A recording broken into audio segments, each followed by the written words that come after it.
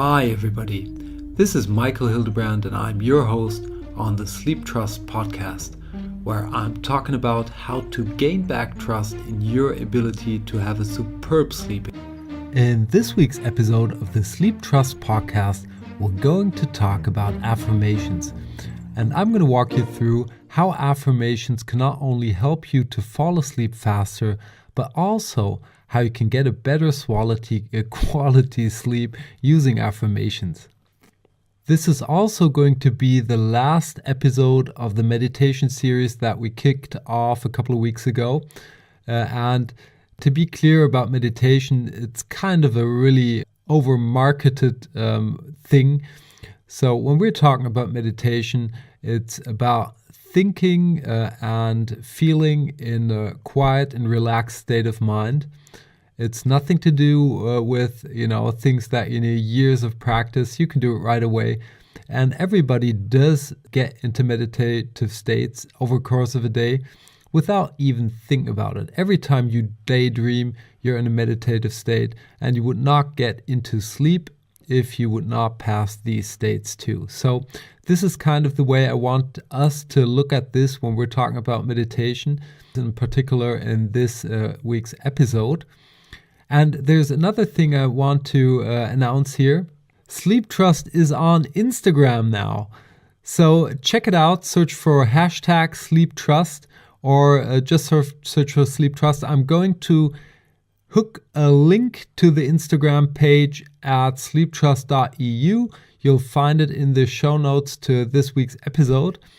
And I think it's a great platform. I do not have a clear strategy in place for that right now, but I'm sure I'm going to share personal information and, of course, lots of sleep-related things that you can use in your favor.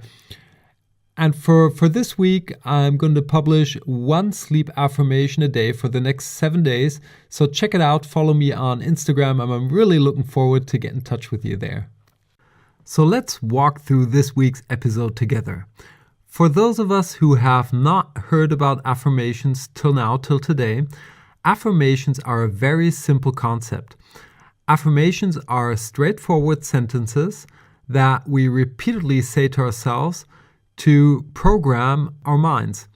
And for those of us who say, okay, that sounds a little bit strange to program our minds, yeah, I'm absolutely with you. We're not a machine, we're kind of more than that. And maybe we should just call it something else, but I don't have a better word for it. So let's have a look at what happens and why we want to use this technique of affirmations in our favor. If you look at our bodies, we've got these super sensory factors which give us the ability to see beautiful pictures, listen to music, and feel all sorts of different feelings. And all of this information that is kind of dropping into our minds, into our bodies, it's simply too much. So it has to get filtered through a part in our brain. And this part of our brain is called the reticular activating system. So the job of the reticular activating system, or RAS, is simply to filter out information that is not in our favor or does not interest us, which is a great thing to do if you think about it. Because there would be no point in, kind of trying to handle everything that's going around. But on the flip side, if we get into the habit of seeing things too pessimistic, maybe, seeing things that could go wrong, seeing things that are not in our favor, seeing things that are not working well for us, over time, we're going to develop a filter on only seeing that kind of stuff going on. So this is not the reality. The reality is not good or bad. It's just there. But as soon as we evaluate the situation and give a meaning to it, things get really interesting, of course. So let's walk through an example of a sleep disorder that millions of people out there have. So it may relate to you right now and give you back the control to kind of a next step that you can do to get this back into your natural sleeping pattern that you deserve to have. So let's say you wake up at night and are afraid that you cannot fall asleep because in the last nights this was the case. And at some point in the past you were able to sleep well. So it might have started like this. You woke up one night, you may have just had kind of a bad day, something like that, which happens to all of us, and you were not able to fall asleep again. So then the second night, this happened again. Okay, that got you aware that something's going on. The third night, you woke up again, and by the way, we all wake up every night 20, 30 times. And it's just important for a healthy sleep to wake up, because we have to move, that our bodies do not get pressure points on over hours at the same points. So, but now you wake up, and every time you wake up, you will be aware that you wake up. You may look at your alarm clock and say, "Oh my God, it's 2 a.m. in the morning, and I will not." Oh, and this is the point where you are actively starting to program, excuse me to that word, still don't have anything better, but you're starting to program the RAS system, and the affirmation that you are pushing right behind that RAS is probably something like, "I will not be able to fall asleep again if I wake up at night." So that's basically what you're pushing into your brain, your mind. And eventually you're going to have a real big sleep disorder, because you're going to wake up, you're going to be alerted right away. The RSA will not say, "Okay, this is normal process. I'm not going to take care. He or she is just going to fall asleep again." He's going to alert you, say, "You woke up. You wanted me to tell you. You want to really focus on this now. So please look at your alarm clock." And then you're going to start the affirmation, say, "I will not be able to fall asleep again," and that's how it happens. Of course, this is not what you consciously do, but this is what you're kind of afraid of, and then your mind starts spinning around. And we all do it from time to time. It's just important to know and realize that it is like this, because, and I'm going to underline that again, as soon as you realize this gives you the power back to do something. And affirmations, when we use them the right way, can really help you to get that in tune again and to let you sleep better again. So there are different categories or types of affirmations out there. You could sort them into cleansing affirmations or receiving affirmations, what you will get, what you are, so being affirmations, and acting affirmations, things that you are going to do. But in the end, it isn't that important. I think it's kind of the structure that is the same over all types of affirmations. You want to have a sentence that you can memorize. You want to repeat it many, many times over the course of a day, 2 days, a week, 2 weeks, a month, maybe even months, as long as it takes. And you want to do so to activate the RAS in your manner. So it's going to focus on the things that you tell them to do. And you will build up belief. Saying, if you repeatedly say that you are a good sleeper and you start to believe this will shift your mind, and eventually you will become a good sleeper. This is only, of course, one example. Depending on what your issues you're facing, you may want to use another affirmation. I'll come to that in just a second. But this is basically how the concept goes. And to really ensure that this affirmation is going to stick, it's not enough to just repeat this. I think this is probably the major mistake that many people do. They just read a sentence or say a sentence one time, 10,000 times, and nothing happens. So this is the part where the meditation kicks in. You want to sit down with your affirmation and breathe in, breathe out, as we did it a couple of weeks ago, and really get into this relaxed state of mind and feel your affirmation. You want to see yourself sleep like a baby. You want to feel how it is to lay in bed, to fall asleep. You want to smell the cushion. You want to get as many sensory factors involved as possible to really deeply connect this feeling to your affirmation. And then, over the course of a day, you want to dip into this feeling as often as possible. Of course, it's not going to feel as intense as when you're doing your meditation, but just saying that affirmation is kind of as if you're tiptoeing into that feeling again. And tiptoeing over the course of a day will sum up to a huge amount. And this, over time, will eventually lead to a reprogrammed RAS and to change belief. So you will have a different way of feeling about sleep in the end. And this is why we're doing all of this. And if you're a person who says, okay, this might not be something for me, it doesn't really relate, or it feels a little bit strange listening to that, then you may be the person that in particular should try this. You've got nothing to lose.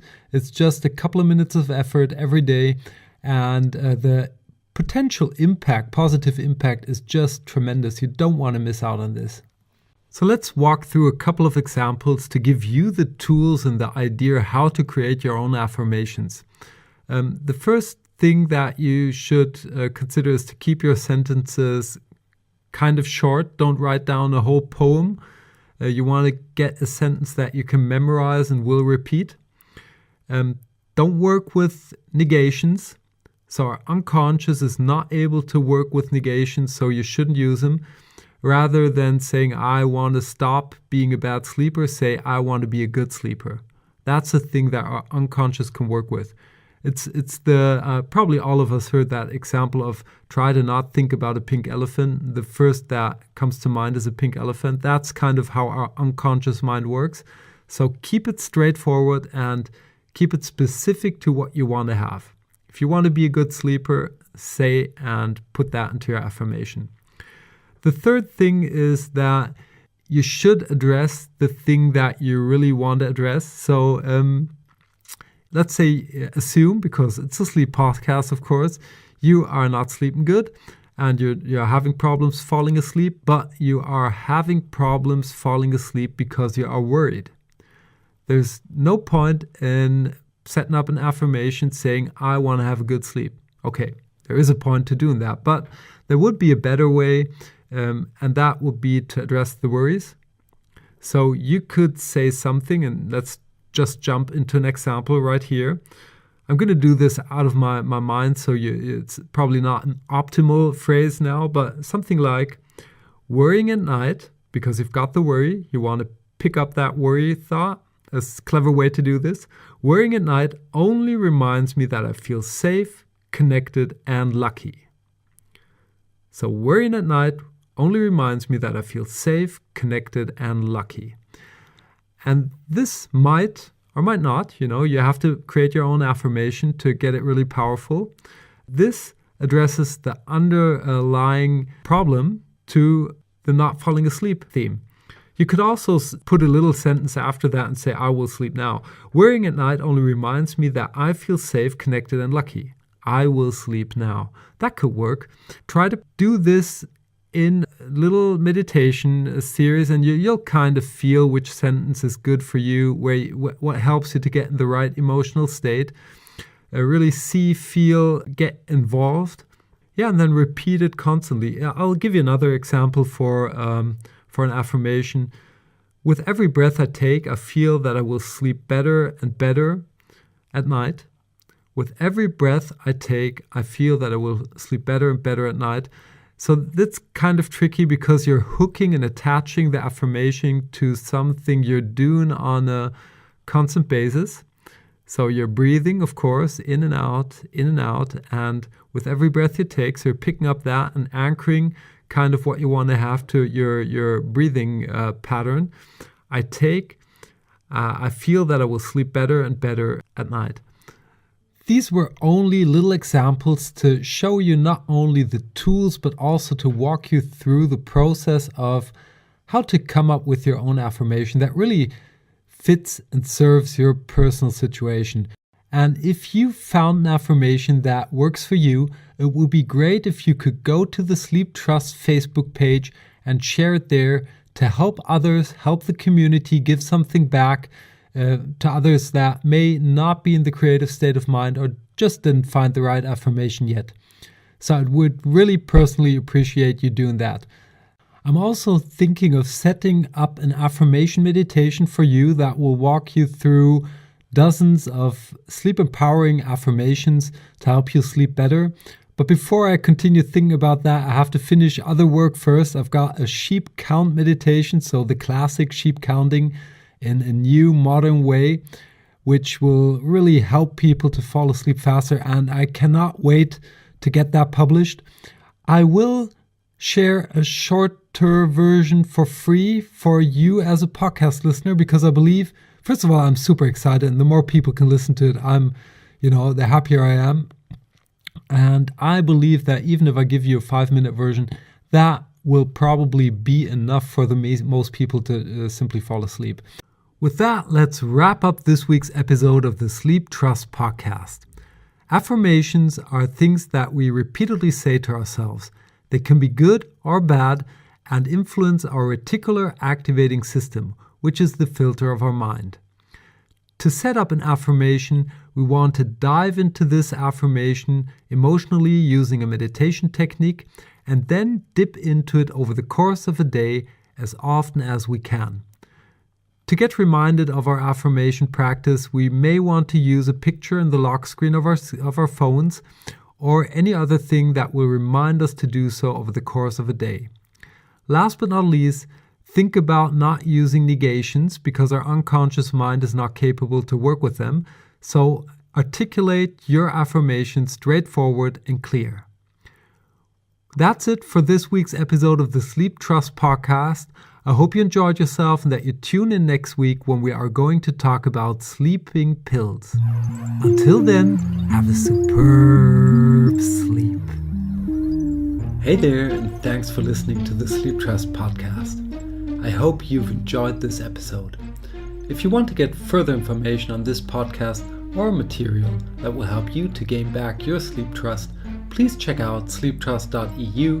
That's sleeptrust.eu, where you will get lots of information around sleep. And here comes some legal stuff. Everything on this podcast is my opinion only, so do not take it as an advice, as I am not a doctor, nor have I considered your personal situation. If you feel that you need medical advice, please consider getting an appointment at your doctor of trust. If you want to give me any kind of feedback on this podcast, feel free to email me at podcast@sleeptrust.eu. I hope you tune in again next week, and until then, have a good sleep.